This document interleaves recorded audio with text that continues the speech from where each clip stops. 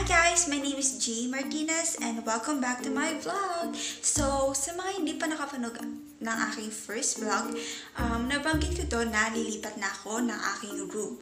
So, sa aking first vlog, makikita nyo doon madaming posters na nakapaskil doon. And obviously, nakikita nyo sa aking background ngayon, pure white na lang siya kasi tinanggal ko na yung aking mahiwagang poster. So, bye-bye poster, hello white wall. Oh my gosh, mamimiss ko ang aking room. So, ayun, nakita niyo naman po guys na puting-puti yung aking kwarto. Charot. So, ayun, puting-puti siya guys. Ayan. Ayan, nakikita niyo, wala na yung bed. Tanggal na. And ito yung Boysen. Ayan, boysen. Baka naman charot. Ayan. Nakikita niyo yung mga gamit. Medyo makalat pa. I mean, makalat talaga kasi hindi ko pa siya naligpit and diligpit natin siya later. So, ayan guys. I want to share to you my room. My old room. And dilipat ako dun sa kabilang kwarto.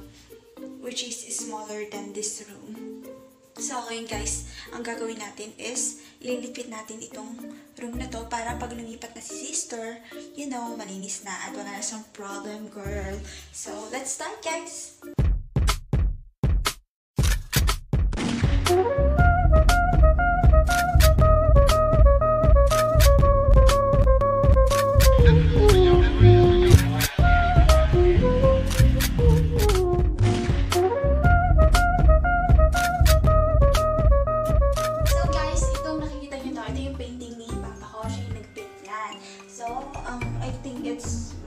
Mother and daughter painting.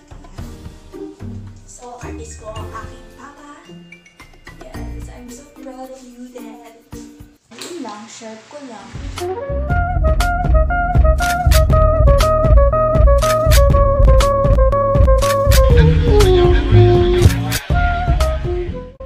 So, ito guys, ito yung mga poster na tinanggal ko. Ayan, nakalagay dito sa plastic. Ayan. Oh my God. Ayan, charan. Dito nakalagay lahat ng mga poster na nakaprint dyan. Ewan ko, pinag-iisipan ko pang ibinigay ko pa sa next room ko. Pero, ewan ko, bahala na. Okay. Yun lang, shirt ko lang.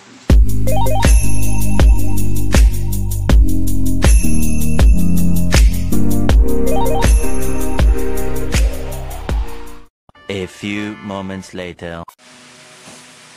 Pagod na ako dahil. Yoko na.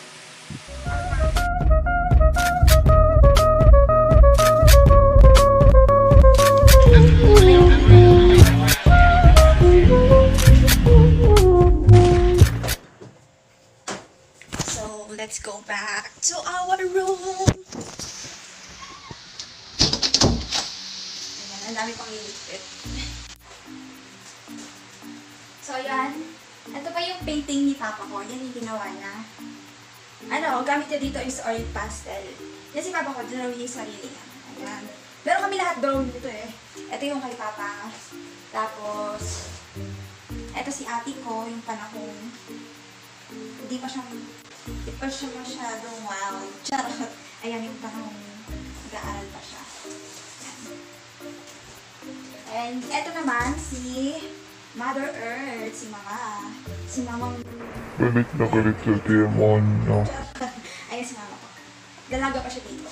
Ganda niya, no? Yan, punasan natin para walang pangit ng tumis. Dahil magagalit si Papa Jesus. Yun lang, shirt ko lang.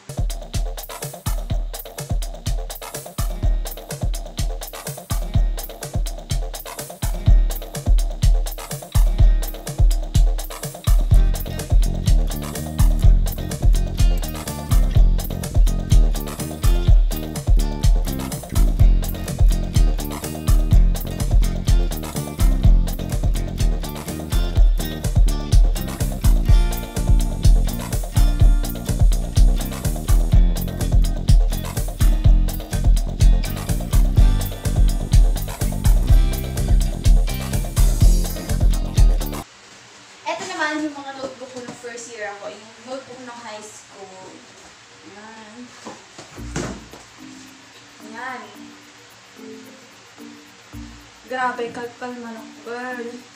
So, yun. Ay, may share pala ako sa inyong memory ng high school. Kasi nung kami, second year high school, nagsusulat kami sa mape. Pag hindi mo natapos yung sulat, hindi ka lalabas, ganun. Para kami grade 1 yun eh. Pag hindi mo natapos, hindi ka lalabas nga. So, yung mga kaibigan ko, super bait. Kasi ako mabagal kasi ako magsulat, at saka pangit talaga yung sulat ko. Kalkal manok talaga yung sulat ko. Tapos yun, ayan, kung makikita nyo din sa notebook ko, iba-iba yung mga penmanship ko. Kasi nga, pinagsusulat ako ng mga kaibigan ko para makalabas kami ng maaga. So, yun na, ganun ako inutil that time. Until now naman, inutil pa naman ako. Charot. So, yun, ayan, yung mga notebook ko. Buti nga natabi ko kayo. Share ko lang. And ito naman, itong bilog na to, nakalagay dito yung mga memories ko nung high school. Kung ito, halimbawa, nilagay ko dito yung mga galing sa mga kaibigan ko, yung mga gamit ko nung high school. Kahit na mukha akong gulyo, nagtatabi pa din ako ng mga memories para sa kanila. Ayan. Tapos, para hindi, syempre habang fresh, ginawa ko to nung fresh pa sa memory ko. Nilalagay ko dito, nakasulat dito, things. Ayan. Relong color pink. Asan yung relong color pink? Ayan.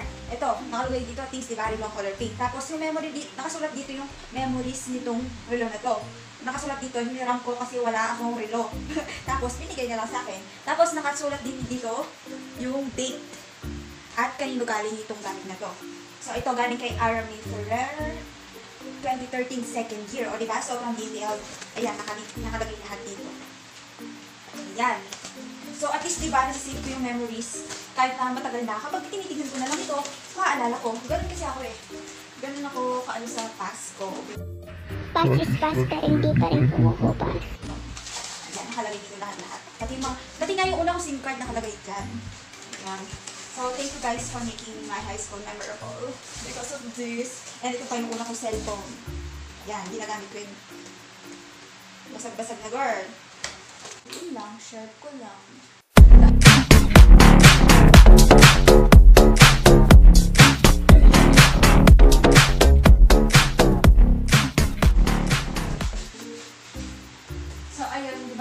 Nabanggit ko, artist siya. So, feeling ko sa kanya kami nagmana ni ate kasi. Ito yung, I want to share you guys my arts. Dito ko kinakompare yung mga ginawa ko this year. Hindi pa ako kompleto kasi nung, nag-drawing na din ako nung mga first year, basta mga high school ako. Pero nung college, yung ginadrawing ko, yung kapag syempre pag nag-discuss yung prom namin, nag-drawing ako. Yung mata na siya tapos syempre maganda yung mata, doon lang magaling na ako mag-drawing pag mata na. Tapos, di ko na alam yung ibang details ng mukha. Kaya, dinidrawing ko is yung mata. Tapos yung, inaano ko, sinishape ko yung kamay ko. Tapos yun na, yung kamay ko na may mata, yun lang, share ko lang. Tapos, eto, ayan. Dinidrawing ko is yung mga favorite artists ko. Si Billy. Ayan, si Joey Kisan yung dating drummer ng Sigma, si Kurt, ayan. Si Kurt, si Marian Mason.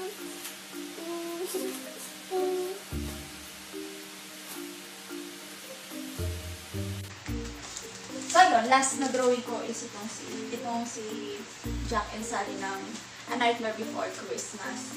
So pag nalipat na ako siguro ng kwarto, madami na yan, matatagdagan na yan. And finally guys, we're done fixing my room. Nalipit ko ng mga basura dito sa kwarto ko. Charot. So, ayun. Tapos na tayo guys. So, ready na nga ako sa paglayas dito sa kwarto na to. At hindi man lang ako pinagpawisan. Hindi man ako napagod. Hindi man ako pinagpawisan. Hindi man ako nahagard. Okay lang, fresh pa din. Charot. So, ayun. Tapos na. Nakalipit na lahat. So, ready na tayo sa paglipat. So, lilipat na tayo.